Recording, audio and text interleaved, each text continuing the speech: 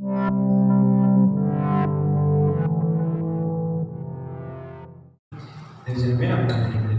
செய்வோம். ஆண்டவர் வேலையை அப்பாவுக்கு நாம் நன்றி செலுத்துகிறோம். ஆண்டவரே, இந்த வேலையிலும் ஆண்டவரே ராஜா எங்களோட பேசும்படி நாம் ஜெபிக்கிறோம். ஆண்டவரே, நீ எங்களோடு ஆண்டவரே ராஜா பேசும்படி ஆண்டவரே இந்த நாளிலும் ஆண்டவரே செய்தி கொண்டு வந்திருக்கிறேன் என்று சொல்லி நாம் விசுவாசிக்கிறோம். எங்களோட பேசும் ஆண்டவரை எங்கள் வாழ்க்கை நாங்கள் சரிப்படுத்த வேண்டிய பகுதியை ஆண்டவரை எங்கள் வாழ்க்கை நாங்கள் சரிப்படுத்திக் கொள்ளவும் ஆண்டவரே ராஜா தொடர்ந்து நாங்கள் உட்கார்ந்து விசுவாசத்துடன் செய்கிற காரியத்தை தொடர்ந்து நாங்கள் செய்யவும் எங்களுக்கு நீக்கிறவே தாரும் பேசும் வழி நடத்தும். இயேசுவின் நாமத்தில் ஜெபிக்கிறோம். ஆமென். ஆமென். அல்லேலூயா. அல்லேலூயா. ஆண்டவர் நம்மளோட பேசுவார் என்று சொல்லி நான் விசுவாசிக்கிறேன். வேதத்தை திருப்பி வைத்துக் கொள்ளுங்கள். வெளிப்படுத்தின சுவிசேஷம் 2வது அதிகாரம் வாசகத்தில் 12வது 17வது வசனத்து வரைக்கும் நம்ம பார்க்க போகிறோம். ஏற்கனவே என்னோட நீங்கள் 2 வாரமாக இல்லைன்னா 3 வாரமாக நீங்கள் என்னோட இந்த வெளிப்படுத்தின சுவிசேஷம் இந்த 7 திருச்சபையை குறித்து என்னோட நீங்கள் பயணம் வந்து கொண்டு இருக்கிறீர்கள். 2 வாரத்துக்கு முன்பதாக 3 வாரத்துக்கு முன்பதாக எபேசு திருச்சபைக்கு எழுதின கடிதத்தை குறித்து நம்ம பார்த்தோம். அங்கே ஆண்டவர் எபேசு திருச்சபைக்கு சொன்ன காரியங்களையும் நம்ம கேட்டோம். அடுத்தது போன வாரம் ஆன்லைன்ல திருச்சபை நடந்தது. யூடியூப்ல ரெக்கார்ட் பண்ணி நான் போட்டிருக்கிறேன். நீங்கள் ஆன்லைன் வராமல் இருந்திருந்தீங்கன்னா நீங்கள் யூடியூப்ல நீங்க கேட்காமல் இருந்தாலும் நீங்க மறுபடியும் அதை நீங்க கேட்டுக்கொள்ளலாம். சுமன்னா திருச்சபைக்கு ஆண்டவர் சொன்ன செய்தி. இன்னைக்கு 3வது திருச்சபை பெருகமம் என்ற திருச்சபை. இந்த பெருகமம் என்ற பட்டணத்துக்கு அர்த்தமே திருமணம். பெருகமம் என்று சொன்னாலே அவர் பாஷை அது திருமணம் என்று சொல்லி கல்யாணம் என்று சொல்லி தான் அர்த்தம், மேரேஜ் அப்படின்னு சொல்லி. இந்த பட்டணம் வந்து ஒரு முக்கியமான ஒரு பட்டணமாக காணப்பட்டது. எதுக்குன்னா இன்னைக்கு இந்த காலகட்டத்தில் சில பட்டணத்தை சொன்னா நமக்கு தெரியும். பத்துகேசினா பத்துகேஸ்வரர் கோயில் என்று சொல்வார்கள். அப்படிப்பட்ட பட்டணம் நமக்கு தெரியும். அதே மாதிரி சில பட்டணம் வந்து கேன்னு சொன்னா நமக்கு தெரியும், தலைநகரம் என்று சொல்லுவோம். அதுக்கப்புறம் பினாயம் என்று சொன்னா சாப்பாடெல்லாம் நல்லா இருக்கும்னு சொல்லுவாங்க. இப்போனா ஒன் ஆஃப் ரிப்போர்ட் வந்தது பல வருஷத்துக்கு முன்பதாக உலகத்திலே 5 சிறந்த தங்குறதுக்கு இடம் வந்து இப்போ ஒரு இடமாக இருந்தது. அப்படி ஒரு பட்டணத்துக்கும் ஒரு பேர் உண்டு. ஒரு பட்டணத்துக்கும் ஒரு காரியங்கள் நன்மையாக இருக்கும். அதே போல இந்த பெருகமம் பட்டணம் வந்து எதுக்கு ரொம்ப முக்கியமாக இருந்ததுன்னா விக்கிர ஆராதனைக்கு. அதாவது அந்த பகுதியில வந்து நிறைய கோயில்கள் இன்னைக்கு வரைக்கும் ஆராய்ச்சியாளர்கள் சொல்கிறார்கள். ஒரு கோயில் வந்து இன்ன வரைக்கும் 7 wonders of the ancient world அப்படின்னு அந்த காலத்துல 7 உலகத்திலே சிறந்த ஒரு கட்டணம் வந்து இந்த பகுதியிலும் இருக்கு என்று சொல்லி ஆராய்ச்சியாளர்கள் சொல்கிறார்கள். ஜியூஸ் கார்ட்டூன் படம் எல்லாம் நீங்க பாத்தீங்கன்னா இங்கிலீஷ் படம் ஜியூஸ் என்று சொல்லுவார்கள். சரியா? அது அவரோட ஆலயமும் அங்க இருந்தது. மெடிக்கல் ஹாஸ்பிட்டல்ல நீங்க போனீங்கன்னா ஹாஸ்பிட்டல் லோகோ அதோட சின்னம் இருக்குல்ல, அந்த சின்னத்துல நீங்க பாம்பு பார்த்துருப்பீங்க. எத்தனை பேர் பார்த்துருக்கீங்க? ஹாஸ்பிட்டலோட சின்னத்துல எல்லாம் பாம்பு இருக்கும், தெரியுமா? தெரியாதா? அது ஹாஸ்பிட்டல் போது போய் பாருங்க. சரியா? அதுல பாம்பு இருக்கும். அது வந்து நம்ம வந்து மோசஸ் காலத்துல இருந்து நம்ம பார்க்கலாம். மோசஸ் காலத்துல ஆண்டு சொல்லுவாங்க வெங்கல சர்ப்பத்தை வைக்கணும் என்று சொல்லி அந்த காலத்துல இருந்து அதுக்கப்புறம் எக்லிபியஸ் என்று சொல்லி, எக்லிபியஸ்னா அந்த பாம்பு என்று சொல்லுகிற அந்த ரூபம் அது அப்படியே நம்ம வரலாறு அப்படியாக வந்து இன்ன வரைக்கும் ஹாஸ்பிட்டல்ல மருந்து மெடிசன் என்று சொல்லும்போது அந்த பாம்பு தான் வைத்திருக்கிறார்கள். அப்படிப்பட்ட ஆலயங்கள் எல்லாம் இந்த பெருகமம் இந்த பட்டணத்துல இருந்தது. அப்படின்னா இது ரொம்ப ஃபேமஸான ஒரு பட்டணம். ஆனா எதுக்கு ஃபேமஸ்னா அது ஒரு தலைநகரமா இருக்க கிடையாது, அது வந்து ஒரு டூரிஸ்ட் ஏரியாவா இருக்க கிடையாது. ஆனா இப்படிப்பட்ட நிறைய அந்த காலத்துல முக்கியமான கோயில்கள் இருந்தது. அப்ப நிறைய பேர் இந்த பகுதிக்கு வருவார்கள். அங்க நிறைய ஆராதனை செய்கிறதுக்கு. எப்படிப்பட்ட ஆராதனைனா சில பலி கொடுக்கிறது, மனுஷங்களை பலி கொடுக்கிறது, அப்புறம் தீர்க்க தரிசன வார்த்தைகள் சொல்ற மாதிரி அந்த மாதிரியான காரியங்கள் எல்லாம் ரொம்ப நடந்து கொண்டு இருந்தது. அதனால இந்த பெருகமம் திருச்சபை ரொம்ப முக்கியமான அந்த காலகட்டத்துல. இந்த காலத்துல நீங்க டர்க்கி ஊருக்கு நீங்க போனீங்கன்னா பெருகமம் என்றது வந்து இப்ப காலகட்டத்துல பெருகமா என்று சொல்லி என்ன படுகிறது. நீங்க கூகுள்ல பெருகமா என்று தட்டி நீங்க பாத்தீங்கன்னா இன்னும் அந்த இடம் இருக்குது. அந்த இடத்துல பழைய காலத்து உடைக்கப்பட்ட ஆலயங்களும் இன்னும் இருக்குது. சரியா? இது வந்து இந்த பெருகமம் இடத்தை குறித்து நான் ஒரு சுருக்கமா நான் சொல்லியிருக்கிறேன். இப்ப அந்த இருக்கிற அப்படிப்பட்ட ஒரு பட்டணத்துல இருக்கிற திருச்சபைக்கு ஆண்டவர் என்ன சொல்ல வரார் என்று சொல்லி நம்ம பார்க்க போகிறோம். அதுதான் இன்னைக்குள்ள செய்தியாக காணப்படுகிறது. அதை பார்க்கறதுக்கு முன்பதாக ஒரு கதை நான் சொல்ல ஆசைப்படுகிறேன். பாருங்க, ஒரு வேலை செய்கிற ஒரு இடத்துல எல்லாருமே இந்த வேலை வந்து ரொம்ப டிராவல் பண்ற வேலை. இப்ப கடல்லாம் வேலை செய்கிறவர் ரொம்ப டிராவல் பண்ணுவாங்க, சரியா? அப்ப அந்த மாதிரி டிராவல் பண்ணுகிற வேலையில ஒருத்தர் வேலை செய்கிறவர் ஒருத்தர் நல்ல ஒரு விசுவாசி கிறிஸ்தவர் இருந்தார். அவர் எப்படிப்பட்டவர்னா நேரத்துக்கு தானியம் போல முழங்கால் பண்ணிட்டு ஜெபிக்கிற ஒரு மனிதனாக இருந்தார். அப்ப இவர் என்ன பண்ணுவாரு, அந்த நேரம் வந்தோடனே ஜெபித்து முட்டிக்கால் போட்டு அவர் சத்தமாக ஜெபிக்கிற பழக்கம் உண்டு. அப்படி இருக்க செய்யும் போது அவர் கூட வேலை செய்கிறவர்கள் எல்லாம் தூங்க கஷ்டப்படுவார்கள்.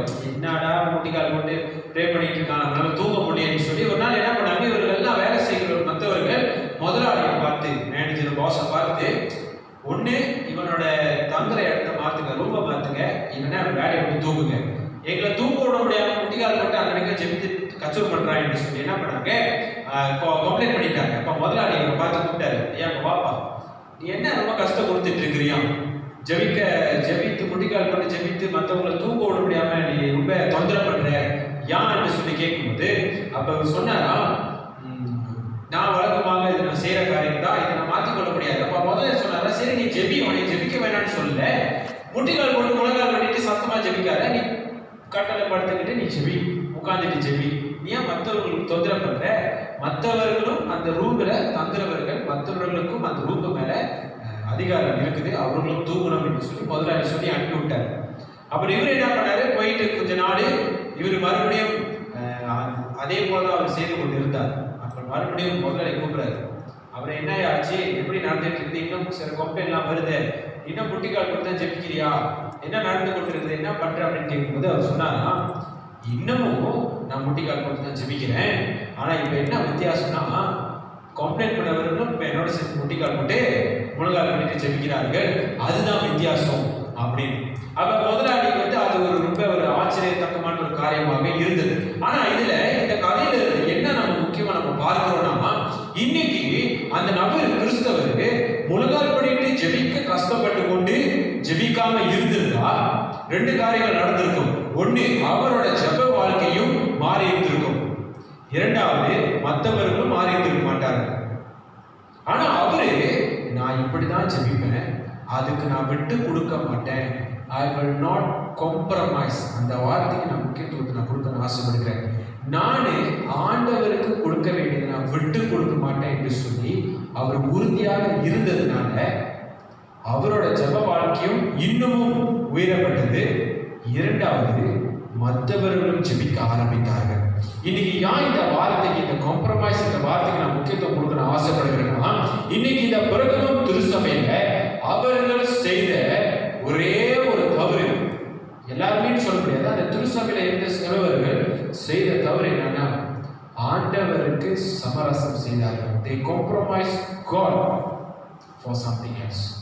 ஆண்டவருக்கு கொடுக்க வேண்டிய இடத்தை கொடுக்காம, ஆண்டவருக்கு கொடுக்க வேண்டிய மரியாதையும், ஆண்டவருக்கு செலுத்த வேண்டிய கணத்தை செலுத்தாமல் மற்ற காரியத்துக்கு முக்கியத்துவம் கொடுத்ததுதான் இந்த திருச்சபைக்கு இருந்த பிரச்சனை. அதை தான் நம்ம பார்க்க போகிறோம், சரியா? என் வாழ்க்கையோட காரியத்தை நான் சில காரியத்தை நான் சொல்லுகிறேன். இது என் வாழ்க்கையில் இப்போ நான் கடந்து போற காரியம், சரியா? உண்மையான காரியத்தை நான் சொல்லுகிறேன். எங்க குடும்ப ஜெபம் இருக்கும்போது சிறு வயதுல இருந்து நான் முட்டிக்கால் போட்டு தான் நான் ஜெபிப்பேன். குடும்ப ஜெபம் இன்ன வரைக்கும் நாங்கள் இப்போக்கு நாங்களாம் போனோம்னா குடும்ப ஜெபம் இருக்கும். அந்த குடும்ப ஜெபத்தில் முழங்கால் பண்ணிட்டு தான் நான் ஜெபிப்பேன், எல்லாருமே, சரியா? நானும் அப்படிலாம் ஜெபிப்பேன். ஆனா அந்த ஒரே ஒரு நாள் இந்த வருஷம் ஆரம்பத்துல ரொம்ப அசதியா இருக்குன்னு சொல்லி, இன்னைக்கு ஒரு நாள் மட்டும் நம்ம உட்கார்ந்து ஜெபிப்பேன், நான் உட்கார்ந்து ஜெபித்தது நீங்க நம்புறீங்களோ இல்லையோ, இன்ன வரைக்கும் முட்டிக்கால் போட்டு ஜெபிக்கிறதுக்கே எனக்கு கஷ்டமா இருக்கு. போனா உட்காந்துட்டு ப்ரே பண்ணிட்டு வர்றதா இருக்கு.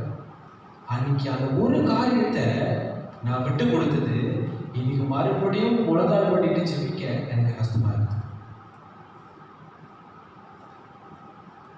இன்னைக்கு ஆண்டவருக்காக சில காரியத்தை நம்ம விட்டு கொடுக்குறோம்னா கவனமா இருக்கணும். சில நேரத்தில் ஆண்டவருக்கு கொஞ்சம் விட்டு கொடுக்கறது, அதை அப்படியே விட்டு விட்டுருந்தா போயிருது. அப்படியே விட்டுறோம் சில நேரத்தில். கவனமாக இருக்கணும். சரியா? என்னோட திருப்பி கொள்ற 12வது வசனம், நம்ம வசனத்துக்குள்ளாக வருவோம். 12வது வசனத்தை வாசிங்க. வாசிமா விஷா 12வது வசனம் வாசிமா.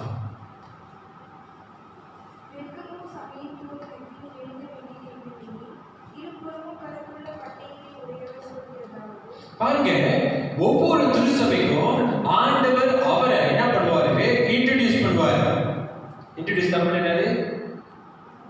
அறிமுகம் செய்வார். சரியா? அபசோஸ் திருச்சபைக்கு 7 நட்சத்திரத்துக்கு நடுவே உலாவிக் கொண்டிருக்கிறவர் என்று சொன்னாரு. சுமர்னா திருச்சபைக்கு மரித்தும் உயிரோடு எழுந்தவர் என்று சொல்லி அவர் சொன்னாரு. இப்ப எப்படி அவர் சொல்கிறார்னா, எப்படி அறிமுகப்படுத்துகிறார்னா, இருபுறமும் கருப்புலமுள்ள பட்டயமாக சொல்லுகிறவர் வார்த்தையாக இருக்குது. அப்படின்னா கத்தி என்றது இருபுறம் கருப்புறமாக காணப்படுகிற இந்த கத்தி அது சமாதானத்தை காண்பிக்கிறீங்க, அது சந்தோஷத்தை காண்பிக்கிறீங்க, ஆண்டவர் எதையோ சரிப்படுத்த வராரு என்று சொல்லி காண்பிக்கிறீங்க. அப்படின்னா இந்த திருச்சபையில என்னவோ ஒன்று இருக்குது, அதை ஆண்டவர் இருபுறமும் கருப்புள்ளவர்களாக இருந்து அதை சரி பண்ண வருகிறார், அதை சரிப்படுத்த வருகிறார். அப்படியாக தான் அவரும் அறிமுகப்படுத்துகிறார். அதனால ஆண்டவர் இந்த திருச்சபைக்கு வரும்போது ஆண்டவர் ஒரு நோக்கத்தோட வராது, ஏதோ ஒன்று இருக்குது, அதை நான் சரிப்படுத்த வரேன் என்று சொல்லி. தேவஜனமே, இன்னைக்கு நம்ம வாழ்க்கையிலும் ஆண்டவர் உண்மைதான். அப்போஸ்தலர் திருச்சபைக்கு சொன்ன மாதிரி ஆண்டவர் நம்ம நடுவில் விளாவிக் கொண்டு இருக்கிறவராக இருக்கிறார். சுமனா திருச்சபைக்கு சொன்னது போல மரித்தவர் உயிரோடு எழுந்தவராக இருக்கிறார், உண்மைதான். ஆனா சில நேரத்தில் நம்ம வாழ்க்கையில் அவர் எப்படி நம்ம வருகிறார், என்ன நம்ம வாழ்க்கையில சரியில்லையோ அதை சரிப்படுத்த வருகிறார். எது வாழ்க்கையில ஆண்டவர் பார்வையில அது நீதியும் நேர்மை நியாயமும் நன்மையான காரியமா இல்லையோ, அது ஆண்டவர் இருபுறமும் கருப்புள்ளவராக இருந்து அதை சரிப்படுத்த வருகிறார். நம்ம கவனமாக இருக்கணும், நம்ம கவனமாக இருக்கணும். தேவஜனமே, இன்னைக்கு ஆண்டவர் அப்படியாக இந்த திருச்சபைக்கு வருகிறார். சரியா? அது என்ன ஒரு காரியம் என்று சொல்லி நம்ம பார்க்கறது முன்பதாக, ஆண்டவர் இந்த திருச்சபைக்கும் நல்ல காரியத்தை சொல்கிறார். எல்லா திருச்சபைக்கும் ஆண்டவர் ஏதாச்சும் ஒரு நல்ல காரியத்தை சொல்லுவார். ஆண்டவர் என்னைக்குமே எல்லாத்தையும் குற்றச்சாட்டுப்படுத்த மாட்டார். நன்மைகளையும் ஆண்டவர் பார்த்து வைத்திருக்கிற தேவனாக இருக்கிறார்.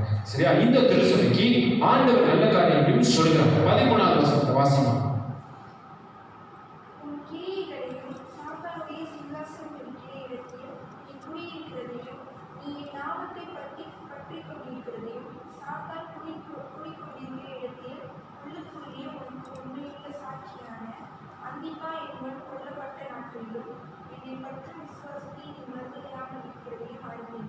ஆண்டவர் சொல்கிறாரு, உன் நடுவில் பாருங்க, ஆரம்பத்தில் சொன்னது போல 4 விதமான கோயில்கள் அங்க இருந்தது. சரியா? அதுவும் இப்ப இருக்கிற காலகட்டத்தில் மாதிரி கிடையாது. இப்ப இருக்கிறவர்கள் உண்மையாகவே பிள்ளைகளை பலி கொடுப்பார்கள். அந்த மாதிரி இருக்கிற சூழ்நிலை 4 கோயில்கள் இருக்குது.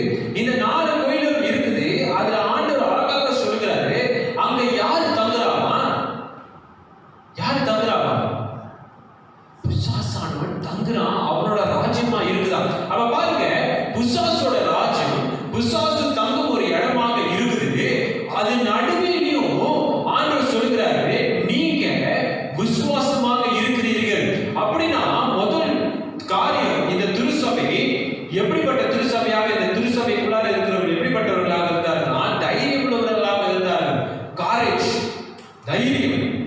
தைரியமா இருக்கிறவர்கள் உறுதியாக இருப்பார்கள். நல்லா யோசிச்சு பாருங்க, எவ்வளவு அவர் சொல்ற பிசாசும் தங்கும் ஆலயமாக இருக்குது, பிசாசும் தங்கும் ராஜ்யமாக இருக்குது. அப்படின்னா அந்த இடத்துல பிசாசு தான் ஆளுகை செய்து கொண்டு இருக்கிறான். அப்படிப்பட்ட இடத்துலயும் எனக்காக நீங்க தைரியமாக இருக்கிறீங்க, எனக்காக உறுதியாக நீங்க இருக்கிறீங்க என்று சொல்லி ஆண்டவர் சொல்கிறார். தேவஜனமே, இன்னைக்கு நம்ம வாழ்க்கையில நம்ம ஆண்டவர் மேல வைத்திருக்கிற விசுவாசத்துல உறுதியாக இருக்கணும். அது ரொம்ப ரொம்ப அவசியம். 2 பேர் வீடு கட்டினாங்க. அந்த கதை நமக்கு தெரியும், இயேசு சொன்ன கதை. ஒருத்தர் மணல்ல கட்டுறாரு, ஒருத்தர் கல்லுல கட்டுறாரு. இடி புயல் காற்று அடித்தது, மணல்ல கட்டின வீடு அழிந்து போனது. ஆனா உறுதியான அஸ்திவாரத்தில் கட்டப்பட்டது. எல்லாத்தையும் தாண்டி அது உறுதியாக நின்றது. தேவஜனமே, இன்னைக்கு நம்ம விசுவாசத்துல ஆண்டவருக்கு நம்ம உறுதியாக உண்மையாக இருக்கணும். So if we are courage, we need to be strong. நம்ம தைரியமாக இருப்பதற்கு நம்ம ஆண்டவர் பார்வையில உறுதியாக இருக்கணும், ஆண்டவர் விசுவாசத்துல உண்மையாக இருக்கணும். அடுத்தது வசனத்தை 13ஆம் வசனத்தை நம்ம பார்த்தோம். அந்திபாஸ் என்ற ஒரு வார்த்தை வந்தது. யார் இந்த அந்திபாஸ்? இந்த அந்திபாஸ் இந்த பெருகமும் பட்டணத்துல திருச்சபைக்கு எல்லாத்துக்கும் இருக்கிற பிஷப்பாக இருந்தார், அத்தியட்சரரா பிஷப்பாக இருந்தார். சரியா? அப்படின்னா ஆராய்ச்சியாளர்கள் நம்மளுடைய ஹிஸ்டரி நம்ம பார்த்தோம்னா அந்திபாஸ் ஒரு முக்கியமான ஒரு பிஷப் இந்த பெருகமும் பட்டணத்துல. பாருங்க, இப்படிப்பட்ட ஒரு பிஷப்பை அவர்கள் கண்கள் முன்பதாகவே எரித்து சாவடிக்கிறார்கள். நல்லா யோசிச்சு பாருங்க, இன்னைக்கு உங்க முன்னாடி என்னை யாராச்சும் வீரோடு எரிச்சா எப்படி இருக்கும்? அப்பா பாசத்துக்கிட்ட அப்படின்னு எப்படி இருக்கும்? சரி நான் நம்ம முன்னைக்கு பிஷப்பை வீரோடு எரிக்கிறாங்க, பாவம் இப்பதான் லேட் ஆகல பிஷப்பா, எப்படி இருக்கும் நமக்கு? அவருக்கே இந்த கதினா நமக்கு எந்த கதி? அப்படித்தானே யோசிப்போம். ஆமாவா இல்லையா? இந்த திருச்சபை கண்கள் முன்னாடியே அவங்களோட பிஷப்பை வீரோடு இருக்கிறார்கள். எப்படி இருந்திருக்கும்? ஆனா ஆண்டு சொல்றாரு, அப்படி நீங்க பார்த்தோம் எனக்கு நீங்க உண்மையாக இருந்தீங்க என்று சொல்லி. தேவஜனமே, இன்னைக்கு நம்ம வாழ்க்கையில நம்ம முன்னாடி பார்க்கும்போது வாழ்க்கையில சந்தோஷம் சமாதானம் சில நேரத்தில் நம்ம தேடி போவோம். வாழ்க்கையில போராட்டங்கள் கஷ்டங்கள் வரும். ஆனா அதை ஆண்டு பார்க்கிறார். ஆண்டு பார்க்க நினைச்சுக்காதீங்க, இந்த பாவ உலகத்துல இருக்கும். இந்த பாவ உலகத்துல இருக்கும்போது போராட்டங்கள் கஷ்டங்கள் கண்டிப்பாக வரும். யாருமே சொல்லல இயேசு ஏற்றுக்கொண்டா நீங்க சந்தோஷமா வாழலாம், இயேசு ஏற்றுக்கொண்டா நீங்க நிம்மதியா வாழலாம், ஒரு பிரச்சனை வரணும் யாருமே சொல்ல கிடையாது. அப்படி யாராச்சும் கொண்டு சொல்லியிருந்தா என்கிட்ட கொண்டு வாங்க, நான் பார்த்து பேசுறேன். ஆண்டவர் அப்படி சொல்லவே கிடையாது. ஆனா ஆண்டவர் ஒன்று சொல்கிறார், அந்த மாதிரி சூழ்நிலையில என்னிடத்தில் வாங்க, நான் உங்களுக்கு எதிர்பார்ப்பு தருகிறேன் என்று சொல்லி. ஆண்டவர் சமாதானத்தை கொடுக்கல. எல்லா பிரச்சனையிலும் ஆண்டு சமாதானம் கொடுப்பாரு ஆண்டு சொல்ல கிடையாது. ஆனா அந்த பிரச்சனைத்துல ஆண்டவர் நம்ம கூட நமக்கு சமாதானம் கொடுத்து அவர் நம்மளோடு இருக்கிறவராக இருக்கிறார். அதுதாங்க உண்மை. பிரச்சனை வராதுன்னு ஆண்டு சொல்லவே கிடையாது. அந்த பிரச்சனைத்திலையும் நான் உன்னோட இருக்கிறேன், நான் உனக்கு சமாதானம் கொடுக்குறேன்னு ஆண்டவர் சொல்கிறார். அதுதான் சுவிசேஷம். இன்னைக்கு இந்த திருச்சபை அவர் கண்கள் முன்னாடி பார்க்கிறார்கள். அவரோட பிஷப் மறைத்து போகிறத, ஆனா அவர்கள் கண்கள் முன்னாடி பார்த்ததை அவர்கள் பார்த்து பயந்து போகவே இல்லை. நாங்கள் அப்பயும் ஆண்டவருக்கு உண்மையாக இருப்போம் என்று சொல்லி இருந்தார்கள். சரியா? முதல் காரியம், இந்த திருச்சபை ரொம்ப தைரியமுள்ள திருச்சபையாக இருந்தது. They were very courage church. தைரியமுள்ள திருச்சபை. ஆண்டவருக்கு உறுதியாக இருந்தார்கள், ஆண்டவருக்கு உண்மையாக இருந்தார்கள். சரி, இப்படிப்பட்ட ஒரு நல்ல திருச்சபை, நல்ல திருச்சபை தானே, ஆண்டவர் பாராட்டுறாரு, நல்ல திருச்சபை தானே. ஆனா இப்படிப்பட்ட திருச்சபையிலும் நான் ஆரம்பத்தில் சொன்ன மாதிரி ஆண்டவர் சொல்கிறாரு, நான் இருபுறமும் கருப்புறவுடன் ஒரு கருப்புலம் உள்ள தேவனாக நான் வருகிறேன், சரிப்படுத்த வரேன். நல்ல சர்ச்சி அப்ப என்னத்தை சரிப்படுத்த வராரு? நல்ல சர்ச்சி தைரியமா இருக்கிறார்கள், ஆண்டு உண்மையா இருக்கிறார்கள். அப்ப ஆண்டு என்னத்தை சரிப்படுத்த வராரு? வசனம் 14 வசனம். ஆகிலும் சில காரியத்தை குறித்து உன் பேரிலே எனக்கு குறை உண்டு.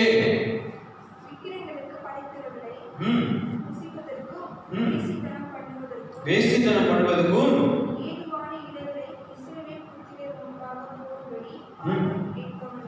பாலாம் என்பவனுக்கும் பெலேமியாவுடையும் ஆமா, ரெண்டு காரியத்தை ஆண்டவர் உங்க நடுவில் இருக்குது, அதை நீங்க செயல்படுத்தணுமான்னு சொல்றாரு. இந்த ரெண்டு காரியமும் ஏறக்குறைய ஒரே காரியம் தான். அது என்னன்னா, முதலாவது பாலாமோட போதனையும் நிக்கோலைட்டன்ஸ் என்று சொல்லி, வெளியார் தமிழ்ல இருந்து இங்கிலீஷ்ல நிக்கோலைட்டன்ஸ் என்று சொல்லி, இந்த நிக்கோலைட்டன் என்று சொல்லும்போது, வெளியார் என்று சொல்லும்போது ஆராய்ச்சியாளர்களும் வேதத்தின் அடிப்படைகள் பிரகாரம் அவ்வளவு காரியங்கள் என்ன தப்பான போதனை என்று சொல்லி ஆழமாக முடிவு பண்ண முடியாம இருக்குது. சரியா? ஏன்னா அது குறித்து ரொம்ப எழுதல. ஆனா எபேசு திருச்சபைக்கும் ஆண்டவர் அதை சொல்லியிருக்கிறார். ஆனா ஆராய்ச்சியாளர்கள் சொல்லுகிறார்கள் அதுவும் பாலாமோட போதனையும் ஏறக்குறைய ஒரே காரியங்கள் தான். சரியா? அப்படின்னா இப்ப நம்ம கண்டுபிடிக்க வேண்டிய முக்கியமான காரியம்னா, பாலாம் பண்ணது என்ன தவறு, பாலாம் என்ன தவறா பண்ணாரு, பாலாம் என்ன போதனையை கொடுத்தாரு, அதை யான் ஆண்டவர் வெறுக்கிறாரு, அதை யான் குறை என்று ஆண்டவர் சொல்கிறார் என்று சொல்லி தான் நம்ம பார்க்க போகிறோம். பாலாம் பத்தி எத்தனை பேருக்கு தெரியும்? பாலாம் கதை தெரியாதுன்னு சொன்னீங்கன்னா நான் மறுபடியும் ஆரம்பத்திலிருந்து வருவேன். பாலாம் யாருக்கு தெரியும்? அங்கிள் மட்டும் தெரிஞ்சு அப்ப ஆரம்பத்திலிருந்து வருவேன். சரியா? பாலாம் யார்? என்னாகும் 22வது அதிகாரம். சரியா? இது ஒரு அதிகாரத்தோட கதை கிடையாது, வரிசையாக 4 அதிகாரத்தை நம்ம பார்ப்போம். பாலாம் குறித்து 30வது அதிகாரத்தை கூட நம்ம பார்ப்போம். நம்பர்ஸ் சாப்டர் 22 என்னாகும் 22வது அதிகாரம். சரியா? வீட்டில் போய் நீங்க வாசிங்க. பாருங்க என்ன இங்க நடக்குது. இந்த கதையை நான் சொன்னாதான் இங்க என்ன நடக்குதுன்னு சொல்லி நீங்க புரிந்து கொள்ள முடியும். சரியா? இஸ்ரவேல் ஜனங்கள் மோசஸ் வழி நடத்தி என்ன பண்ணுகிறாரு, ஒவ்வொரு இடமா தாண்டி கானான் ஊருக்குள்ளாக போய் கொண்டு இருக்கும்போது ஒவ்வொரு தேசத்தையும் தேய்த்து கொண்டு போர்ல வெற்றி பெற்றுக் கொண்டு வருகிறாரு. ஒரு தேசத்துக்கு முன்பதாக வந்து நிற்கிறார். யாருன்னா மோவாபியர்கள், மோவாபைட்ஸ் முன்பதாக ஆண்டவர் வந்து இஸ்ரவேல் ஜனங்களை வழி நடத்தி வந்து நிற்கிறார். இப்ப இந்த மோவாபியர்களோட ராஜா பாலாக் என்றவர் என்ன பண்ணாரு, இஸ்ரவேல் வளர்ந்தார்கள் என்று சொல்லி கேட்டோன்னே அவருக்கு பயம் வந்து என்ன பண்றாரு, பாலாம் அவருக்கு தான் நம்ம பார்க்க போகிறோம். பாலாம் ஒரு தீர்க்கதரிசியை போய் பார்த்து என்ன சொல்றாரு, இஸ்ரவேல் ஜனங்கள் வந்து கொண்டு இருக்கிறாங்க, நீ என்ன பண்ணணும், சாபம் விடணும் அப்படின்னு சொல்லி ஆட்கள் அனுப்பி விடுறாரு. யார் அனுப்புறா? பாலாக் என்றவர் பாலாம் தீர்க்கதரிசிக்கு ஆட்கள் அனுப்புகிறார். சாபம் இஸ்ரவேலுக்கு நேராக சாபம் விடணும் என்று சொல்லி. அப்ப பாலாம் என்ன பண்றாரு, பாலாம் ராஜா அனுப்புற ஜனங்களை பார்த்து பாலாம் அழகாக சொல்கிறார். என்ன சொல்றாரு, நீங்க சொல்கிறதெல்லாம் சரி, ஆனா நான் ஆண்டவர்கிட்ட கேட்டுட்டு தான் நான் வருவேனா வரமாட்டேன்னா சொல்லுவேன்னு சொல்லி பாலாம் சொல்றாரு. நல்ல விஷயமா இல்லையா? நல்ல விஷயம் தானே. ஒரு காரியம் யாரும் வந்து கேட்டா ஆண்டவர்கிட்ட கேட்டு சொல்றேன்னு சொல்ற நல்ல விஷயம். ஒத்துக்கிறீங்க தானே? நல்ல விஷயம். ஆனா இப்ப என்ன நடக்குது, ஆண்டவர் சொல்லுகிறாரு நீ போகாத. பாலாம் கிட்ட சொல்றாரு நீ போகாத, இஸ்ரவேல் ஜனங்கள் ஆசீர்வதிக்கப்பட்டவர்கள், நீ சாபம் விடக்கூடாது என்று சொல்லி பாலாம் கிட்ட ஆண்டவர் சொல்கிறார். மறுநாள் காலையிலே எழுந்திரிச்சோன்னே பாலாம் சொல்றாரு நீங்க போங்க, நான் வர முடியாது, ஆண்டவர் வேண்டாம் என்று சொல்லிட்டார் என்று சொல்லி பாலாம் சொல்றாரு. இதுவும் நல்ல விஷயம் தானே? நல்ல விஷயமா கெட்ட விஷயமா? நல்ல விஷயம். ஆனா இப்ப பிரச்சனை என்னன்னா, பாலாக்கு மறுபடியும் 2வது தடவை என்ன பண்றாரு, ஒரு பிளாங்க் செக்கோட அனுப்பி விடுறாரு வேலைக்காரங்க. பாலாம் என்ன கேட்டாலும் கொடுக்கப்படும் என்று சொல்லி நீங்க போங்க, பாலாவை கொண்டு வாங்க. பிளாங்க் செக்னா தெரியும், நம்ம எவ்வளவு நினைச்சு எழுதிக்கலாம், எல்லாம் காசும் நமக்கு தான் வரும். இப்ப இப்படி ஒரு நல்ல ஒரு விஷயத்தோட பாலாக்கு வந்து வேலைக்காரங்களை அனுப்பி விடுறாரு, பாலாவை கொண்டு வா என்று சொல்லி. இப்ப பாலாம் என்ன பண்றாரு, ஏற்கனவே ஆண்டு என்ன சொன்னார் பாலாம் கிட்ட, பாலாம் கிட்ட ஆண்டு என்ன சொன்னாரு, போகாதன்னு சொன்னாரு. ஆமாவா இல்லையா? ஆண்டு ஒரு தடவை போகாதுன்னா அது என்றைக்குமே போகாதா, போகக்கூடாதுன்னா போகக்கூடாது. ஆனா பிரச்சனை இதுதான் ஆரம்பிக்குது. 2வது தடவை பாலாக் ராஜா நீ என்ன கேட்டாலும் உனக்கு கொடுக்கப்படும் சொல்லி ஒரு பிளாங்க் செக்கை கொடுத்து அனுப்பி விடும்போது பாலாம் என்ன சொல்லியிருக்கணும், நீ எனக்கு என்னதான் அஜிரா சொன்னார்தான், அங்கதான் சொல்லுவாரு, நீ என்னதான் உன் வீடு நிறைஞ்சா நீ கொடுத்தாலும் நான் வரமாட்டேன் என்று சொல்லி ஆணையில அக்கா சொல்லியிருக்கணும். ஆனா அவர் பண்ண தப்பு என்னன்னா, ஆனாலும் பரவாயில்ல நான் மறுபடியும் ஆண்டுகிட்ட கேட்கிறேன், தப்பா இல்லையா? ஆண்டு ஏற்கனவே வேணாம் போவாத. இப்ப பாலாம் அதோட நிக்காம என்ன பண்றாரு, ஆண்டு போய் கேட்கிறாரு. இப்ப ஆண்டா 2வது பாலாண்ட பேசுறாரு, சரி போ. என்ன இங்கிலீஷ் பைபிள் நீங்க வாசிச்சீங்கன்னா அங்க ஒரு வார்த்தை அங்க வராது, சரியா? ஆனா தமிழ் பைபிள்ல தெளிவாக போட்டிருக்குது. ஆண்டு சொல்வார் 2வது தடவை நீ போ, ஆனா நீ போனதுக்கு பிறகு நான் சொல்றதா நீ கேட்கணும், இன்னொன்னு நீ காத்து, அவர்களே வந்து கூப்பிடுறதுக்கு காத்துன்னு ஆண்டு சொல்வார். என்ன 22வது அதிகாரம் வசனம் 21 என்ன நடக்கும்னா, ஆண்டு என்ன சொன்னாரு, காத்துன்னு சொன்னாரு.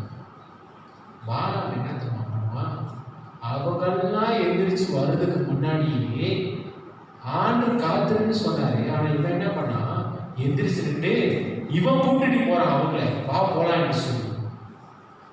அப்படின்னா பாலாமுக்கு ஏதோ ஒரு பிரச்சனை இருக்கு. அது என்ன பிரச்சனை தெரியுமா? அவன் அந்த காசு மேல ஆசைப்பட்டுட்டான். ஆண்டு சொன்னாரு, ஆரம்பத்திலே நீ போகாத. இவன் தான் காசை பார்த்து என்ன பண்ண ஆசைப்பட்டுட்டு, பரவாயில்ல வாங்க வந்துட்டீங்க, நான் திரும்பி ஆண்டு ஒரு தடவை கேட்கிறேன். எதுக்கு கேட்கணும்? ஆண்டு தான் உதய வேணான்ட்டாரு. அப்ப அவன் பிளாங்க் செக்கை பார்த்து என்ன வந்துருச்சு? பணத்து மேல ஆசை வந்துருச்சு, காசு மேல ஆசை வந்துருச்சு. ரெண்டாவது ஆண்டு சொன்னாரு, நீ காத்துரு, அவங்க வந்து கூப்பிட்டுட்டோம், அவங்க வந்து கூப்பிட்டா நீ போ, கூப்பிட்டாதான் போகணும்னு ஆண்டு சொன்னாரு. ஆனா இவன் என்ன பண்ணுகிறான்? இவன் காலையிலேயே அவங்களாம் வரதுக்கு முன்னாடி இவன் போய் அவங்கள கூட்டிட்டு போறான். எதுக்கு? பிளாங்க் செக், காசு. பாருங்க என்ன, நம்ம 25வது அதிகாரத்தை நம்ம பார்த்தோம்னா பாலாமுடைய கருத்து நம்ம பார்க்கும்போது நம்ம பார்வையில் அவன் நல்லது செஞ்ச மாதிரி இருக்கும். அப்புறம் இஸ்ரேலில் போனா அவன் சாப்பிடவே இல்லை, எல்லாத்தையும் ஆசீர்வாதமா சொல்லுகிறான். ஆனா அவன் பண்ணது என்ன தெரியுமா? முன்னாடி ஆசீர்வாதமா செய்யற மாதிரி செஞ்சுட்டு 25வது அதிகாரத்தை நம்ம பார்க்கிறோம். அவன் மோவாபியருக்கு பெண்களை இஸ்ரவேல் ஜனங்களோட திருமணம் பண்ண வச்சு இஸ்ரவேல் ஜனங்களுக்கு ஒரு சாபத்தை கொண்டு வரங்க அவன் ஒரு திட்டம் போட்டான். அந்த திட்டத்துல 24,000 இஸ்ரவேல் ஜனங்கள் மரித்து போனார்கள். வசனம் தெளிவாக போடுகிறது. என்ன ஆகும்? 25வது அதிகாரம் வசனம் 9 வரைக்கும் நீங்க பார்க்கலாம். பாருங்க இந்த கதையில அப்ப அவன் என்ன தெரியுமா பண்ணுகிறான்? ஆண்டோட ஊழியக்காரன் ஆண்டோட ஊழியம் செய்யறேன்னு சொல்லிக்கிட்டு ஆசீர்வாதமா தான் சொன்னாலும் அவன் பண்ற முதல் காரியம் என்ன தெரியுமா? தவறு. ஒன்னே ஒரு காரியம் அவன் என்ன தெரியுமா தப்பா பண்ணினா? அந்த காசு மேல அவன் ஆசை வச்சுட்டான். ஆசை வச்சு என்ன பண்ணிட்டான்? இஸ்ரவேல் ஜனங்களை பாவத்துக்குள்ளாக கொண்டு வந்துட்டான். அதனாலதான் வசனம் 14 தெளிவாக போட்டிருக்குது, விக்கிர ஆராதனைக்கு படிக்கப்பட்ட சாப்பாடும் விபச்சாரம் என்று சொல்லி போட கிடையாது, ஆனா செக்ஷுவல் இம்மோரலிட்டி பாவத்துக்குள்ளாக கொண்டு போனான் என்று சொல்லி. அப்ப நல்லா பாருங்க, ஆண்டோட ஊழியக்காரன் கொஞ்சம் காசு மேல ஆசை வச்சு இஸ்ரவேல் ஜனங்கள் பாவம் பண்ணதுக்குள்ளாக வச்சு 24,000 பேரை மரணத்துக்குள்ளாக கொண்டு போயிட்டாங்க. யாருங்க? ஆண்டோடைய ஊழியக்காரன். அப்ப ஆண்டவர் என்ன தெரியுமாங்க மேலா இருக்கிறாரு? சர்ச்சுக்கு வரலாம், ஆண்டுக்கு ஊழியம் செய்யலாம், கிறிஸ்தவ குடும்பத்துல இருக்கலாம், கிறிஸ்தவனா ஞான செலுத்து வாழலாம். ஆனா ஆண்டோட பேருக்கு கொடுக்க வேண்டிய மரியாதை கொடுக்கணும். ஆண்டவரை சமரசம் பண்ணிடக்கூடாது. இந்த பாலாம் அதுதான் பண்ணான். ஆண்டும் ஊழியம் செய்கிற ஊழியக்காரன் எதுக்கு காசு மேல ஆசைப்பட்டு எதுக்கு அவன் இஸ்ரவேல் ஜனங்களை பாவத்துக்குள்ளாக கொண்டு போகணும்? இன்னைக்கு நம்ம வாழ்க்கையும் ஆண்டவருக்காக சில காரியத்தை நம்ம சமரசம் பண்ணுகிறோமா? யோசிச்சு பாருங்க. கிறிஸ்தவர்கள் என்று சொல்கிறோம், ஆண்டவர் நம்ம விட்டு கொடுக்கிறோமா? ஆண்டவர் பார்க்கிறார். அடுத்த வசனத்துல நீங்க பாத்தீங்கன்னா ஆண்டு பயங்கரமா பேசுவார். இன்னைக்கு தண்ணி அடிக்கிறதாக இருக்கலாம், சிகரெட் பிடிக்கிறதாக இருக்கலாம், நம்பர் எடுக்கிறதாக இருக்கலாம், போமோ வாக்குறதாக இருக்கலாம். நான் நேரா சொல்றேன், ஆண்டவர் இருக்கிறாரு. ஆண்டவர்னா ஆண்டவர் தான். நான் கிறிஸ்துவனா இருப்பேன், ஆண்டவர் எனக்கு தெரியும், ஆனாலும் பரவாயில்ல. பாலாமா தான் பண்ணான்.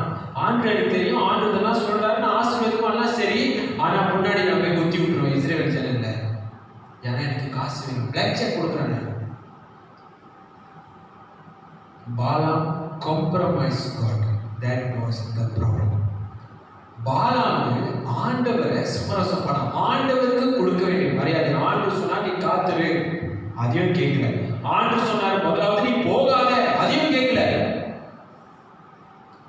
இன்னைக்கு ஆண்டவரோட இடத்தை நம்ம மற்றவர்களுக்கு நம்ம கொடுக்கிறோம், அந்த காரியத்துக்கு நம்ம கொடுக்கிறோம்னா ஆண்டவர் அதை வெறுக்கிறார். ஆண்டவர் அதுதான் என்ன பண்ண வரேன்னு சொல்றாரு, இருபுறமும் கருப்புறவர்களாக நான் வந்து அதை விட்ட போறேன்னு சொல்றாரு. ஆண்டவர் விட்டுனார்னா வலிக்கும். பாருங்க இன்னைக்கு நிறைய பேர் சர்ச்சுக்கு வருகிறதுக்கு கஷ்டப்படுவாங்க. ஏன் சர்ச்சுக்கு வர மாட்டாங்க? பிள்ளைங்க டியூஷனுக்கு போகணும். ஏன் சர்ச்சுக்கு வர மாட்டாங்க? ஞாயிற்றுக்கிழமை வேலை. ஏன் சர்ச்சுக்கு வர மாட்டாங்க? இல்ல முக்கியமான ஒரு வேலை வந்துருச்சு, எமர்ஜென்சியா நான் புரிஞ்சுக்குவேன். என்ன நிறைய பேர் சொல்லியிருக்கிறாங்க, நம்ம சர்ச்சில் கூட சொல்லியிருக்கிறாங்க, பஸ்ஸா கொஞ்சம் வேலை வந்துருச்சு. பரவாயில்ல, அண்ணாடிக்கும் வாங்க, வந்துதாங்க, இல்லை எல்லாத்தையும் விட்டுட்டு வாங்க, இல்லை வேலையை ராஜினாமா பண்ணிட்டு வாங்க, நான் சொல்ல கிடையாது. வேலை முக்கியம், சம்பாதிக்க முக்கியம், பிள்ளைங்களுக்கு கொடுக்கணும், கணவர் கொடுக்கணும், மனைவி கொடுக்கணும், எல்லாம் உண்மைதான். ஆனா ஆண்டவருக்கு கொடுக்க வேண்டியதை ஆண்டவருக்கு கொடுக்கணும். நிறைய நேரத்தில் எங்க பிள்ளைங்க கேட்டா டியூஷன் படிக்கிறாங்க. அப்படி என்ன டியூஷன் படிக்கிறாங்க ஞாயிற்றுக்கிழமை? சரி படிக்கட்டும், நான் சொல்லுகிறேன், நல்லா படிப்பாங்க, ஓகே வெரி குட், நல்லா தேர்ச்சி பண்ணுவாங்க, வெரி குட். ஆனா வாழ்க்கையில கடைசியில நல்ல வேலை இருக்கும், ஆனா வாழ்க்கையில ஆண்டவர் இருக்க மாட்டார், பரலோகம் இருக்காது. நல்ல சம்பளம் இருக்கும், ஆனா பரலோகம் இருக்காது. பரவாயில்லையா? நல்ல வீடு வாங்கி வச்சிருப்பீங்க, நல்ல காடி ஓட்டுவீங்க, ஆனா ஆண்டவர் இருக்க மாட்டார். பரவாயில்லையா? கடைசியில பரலோகம் இருக்காது. பரவாயில்லையா? இன்னைக்கு ஆண்டவரை சமரசம் பண்ணுகிறது ஆண்டவர் வருகிறார். இன்னைக்கு எப்படி நம்ம பிள்ளைகளும் சரி, இல்ல நமக்கு பிடிச்சவங்க கணவரோ மனைவியோ வேற ஆளை பார்த்து அழகா இருக்காங்க, நம்ம பிள்ளைகிட்ட சொல்லுங்களேன், சின்ன பிள்ளைகிட்ட குழந்தைகிட்ட பிள்ளை அழகா இருக்கு, நம்ம பிள்ளை பொறாமப்படும். நம்ம மனைவியில நம்ம கணவர் மற்றவங்களை பார்த்து அழகா இருக்காங்கன்னு சொன்னா எப்படி இருக்கும்? ஆமா ரொம்ப அழகா இருக்கான்னு சொல்லுமா? அட பாவி, நான் ஒருத்தர் இருக்கிறேன், அவன் அழகா இருக்கேன், கேட்பீங்களா? கேட்க மாட்டீங்களா? கேட்கலன்னா ஏதோ ஒரு பிரச்சனை இருக்கு.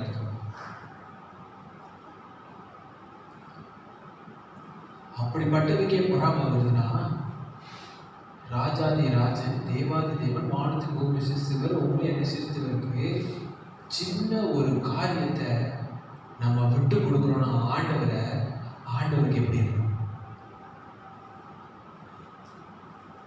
இப்படி வந்து அப்படி போற காசுக்கு ஆண்டவர் விட்டு கொடுக்குறோமே, ஆண்டவருக்கு எப்படி இருக்கும்? இப்படி வந்துட்டு அப்படி போறதுக்கு சின்ன சின்ன ஆசையை நம்ம விட்டு கொடுக்குறோமே, ஆண்டவர் எப்படி இருக்கும்? ஆண்டவர் அது வருகிறார். ஆண்டவர் அதான் சொல்லுகிறார், அதை நான் விட்ட போறேன் சொல்லு, அதை நான் விட்ட போறேன். பாருங்க, இந்த சமரசம் பண்ணுகிறது ரொம்ப ரொம்ப ஆபத்து. இந்த கேன்சர் நோய் இருக்குதுமா, இந்த கேன்சர் நோய் எப்ப வரும்னு யாருக்கும் தெரியாது. ஆனா முத்தி போனதுக்கு அப்புறம் தான் எங்கேயாச்சும் உடம்புல கொஞ்சம் வலி வரும், வீக்கம் வரும், போய் பார்த்தா ஃபாஸ்ட் ஸ்டேஜ்மா. இன்னும் 2 வாரத்துல சொல்லுவான் ஃபாஸ்ட் ஸ்டேஜ், எங்கான என்ன பண்ணுறது மாட்டு கூட்டுருவான், இன்னும் 2 வாரத்துல புடம்பெட்டியில வச்சு அனுப்பி விட்டுருவான், அவ்வளவுதான். ஆனா அது 4-5 வருஷமா நம்ம கூட தான் இருந்திருக்கோம், அது தெரியாமலே இருந்திருக்கும்.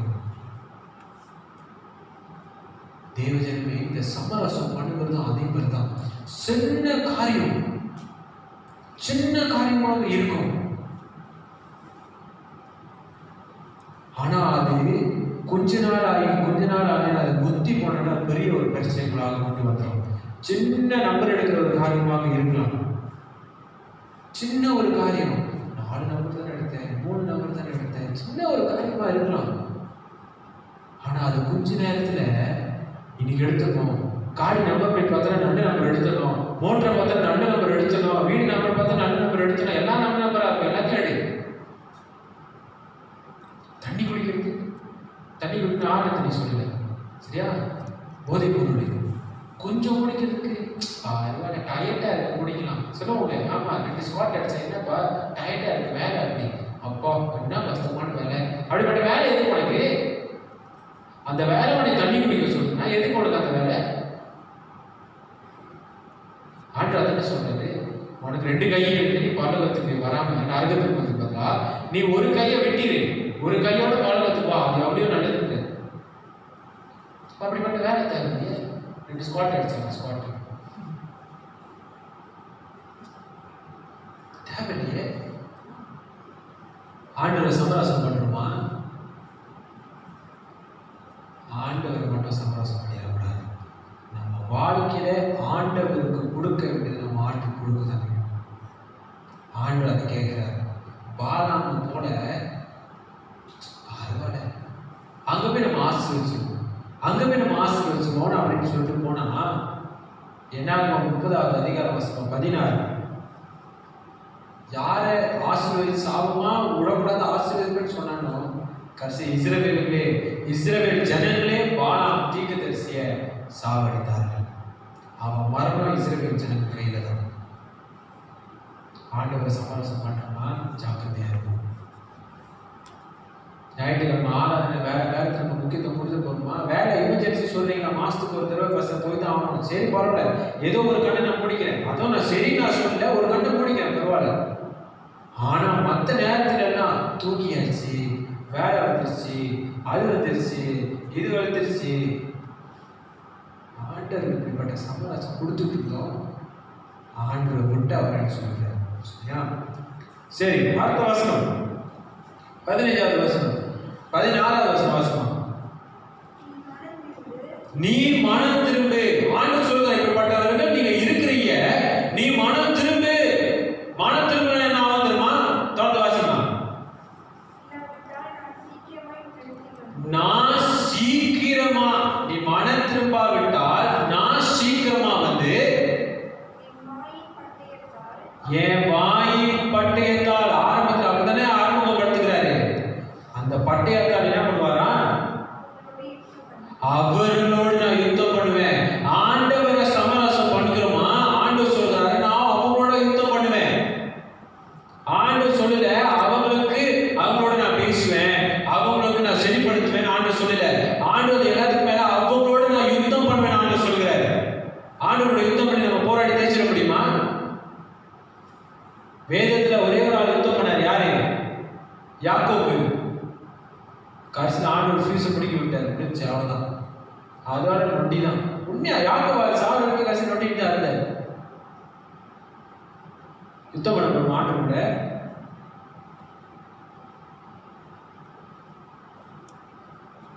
படிக்க வைக்கணும் பிள்ளைங்களை, சர்ச்சுக்கு அனுப்பாங்க, ஊழியத்துக்கு அனுப்பாங்க. நான் ஃபார்ம் 6 படிச்சுட்டு இருக்கேன். திருச்சபை அம்மா பிரசிடண்டா இருக்கிறேன். Form 6 science team. சும்மாவே நான் ஒழுங்கா செய்யல, ஒழுங்காவே மண்டையில ஒன்றும் ஏறல. அப்பயும் அந்த ஊழியத்தை நான் எடுத்து செஞ்சுக்கிட்டு இருந்தேன். சொந்தக்காரங்க ஒருத்தவங்க சொன்னாங்க, இல்லை என் பழக்க நான் எம்எஸ் அனுப்ப மாட்டேன். என் வீட்டில் கிறிஸ்துமஸ் கேட்கறதுக்கு என் சொந்தக்காரங்க ஏன் அனுப்ப மாட்டீங்க? இல்லை அடுத்த வருஷம் ஃபார்ம் 5. அடுத்த வருஷம் ஃபார்ம் 5ஆ? எங்க அப்பா, நான் பேசினேன், எங்க அப்பா பேசிட்டாரு.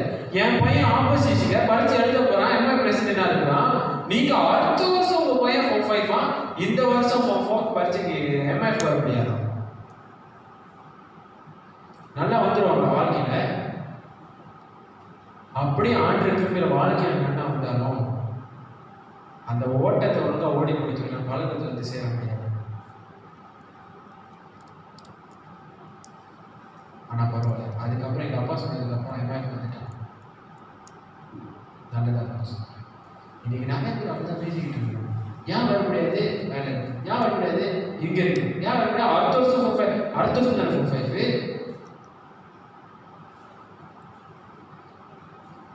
இன்னைக்கு எல்லா காரியத்துக்கும் ஆண்டவர் நம்ம ஆண்டு சொல்லுறேன், நான் யுத்தம் பண்ண வரேன். ஆண்டு கூட நம்ம யுத்தத்துக்கு ஆசை இருக்குதா?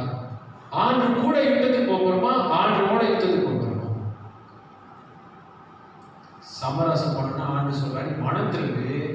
இல்லைன்னா நான் உன் கூட யுத்தம் பண்ண போறேன். நீங்களே பார்த்துக்கோங்க, ஆண்டு கூட யுத்தம் பண்ண போறீங்கன்னு.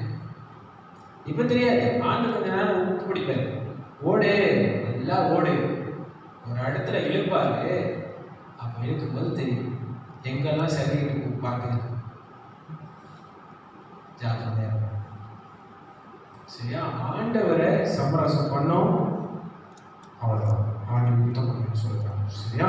சரி, முதல் காரியம் நம்ம பார்த்தோம், இவர்கள் தைரியமுள்ள திருச்சபையாக இருந்தார்கள். ஆனா இரண்டாவது ஆண்டவர் சொல்கிறார், ஆனாலும் உங்களுக்குள்ளார யார் இருக்கிறா? இந்த கேன்சர் செல் போல காம்ப்ரமைஸ் பண்ணுகிறவர்கள், சமரசம் பண்ணுகிறவர்கள். சின்னதா இருக்கிறது எனக்கு தெரியாது, ஆனால் பெருசா வந்து முடிஞ்சிடும். ஜாக்கிரதையா ஆண்டு சொல்கிறார். மூணாவது, சரியா, எல்லாம் சீசியாக வரும். மூணாவது, சாம்பியனா ஆகிறது எப்படி? எப்படி வெற்றி பெறுகிறது? 17வது வசனத்தை வாசிப்போம்.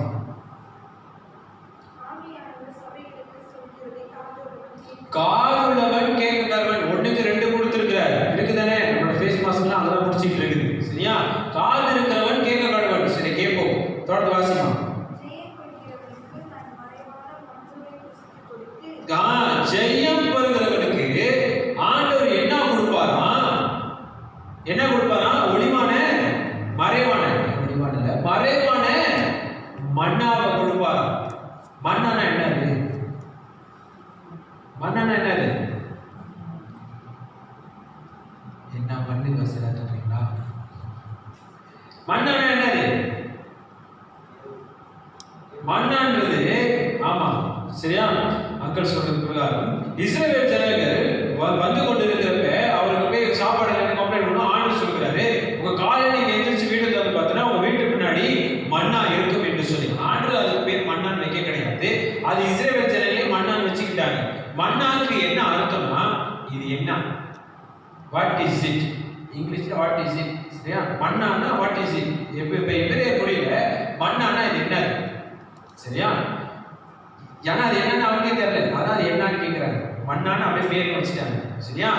இப்ப மண்ணானா என்னன்னே தெரியாத அந்த மண்ணாவை அதுவும் ஒளி ஆண்டு ஒளிய வச்சிருக்கிற மண்ணாவை கொடுக்குறாங்க. சரி, ஆண்டு அந்த மண்ணாவை எங்க ஒளி வச்சிருக்கிறாங்க? அதனால தங்கமா ஒளிய வைக்கிறதுக்கு, காசா ஒளிய வைக்கிறதுக்கு, அது என்னன்னே இவர்களுக்கே தெரியல, மண்ணான்னு பேர் வச்சிருக்கிறாங்க. இது என்னது? அது ஆண்டு ஒளிய வச்சிருக்கிறாங்க. எங்க ஒளி வச்சிருக்காரு?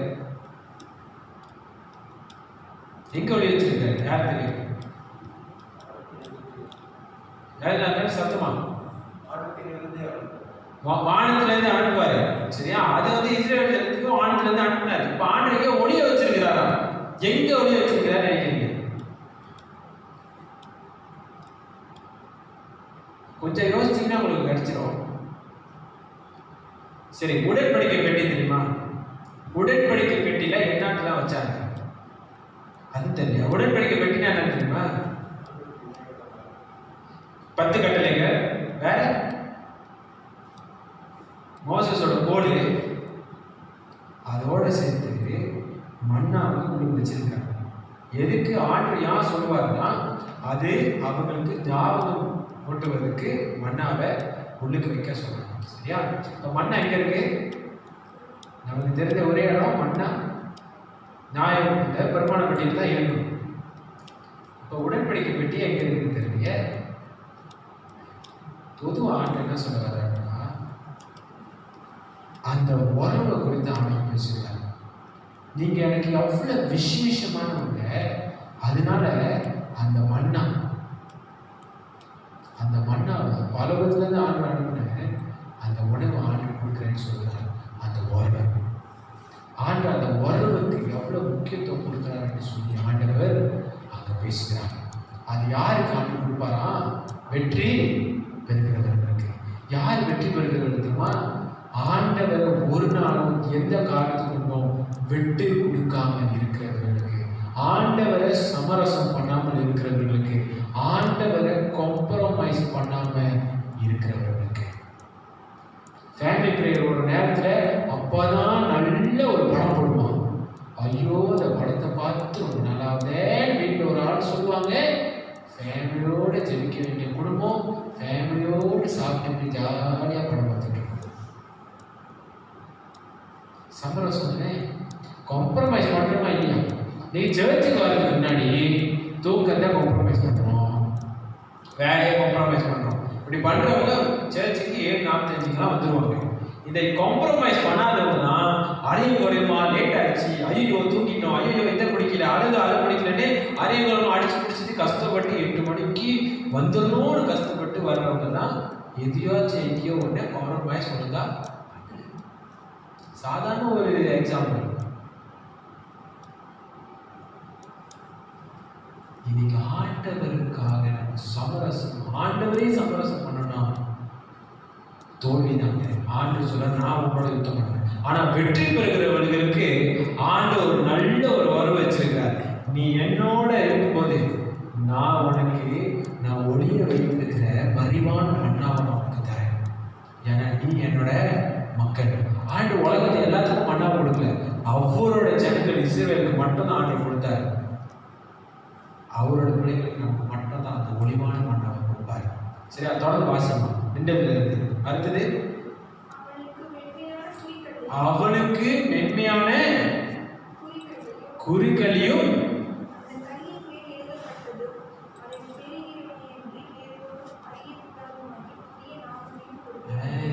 புதிய நாமத்தையும் கொடுப்பேன். அந்த பேரை எங்க எழுதுவாரா?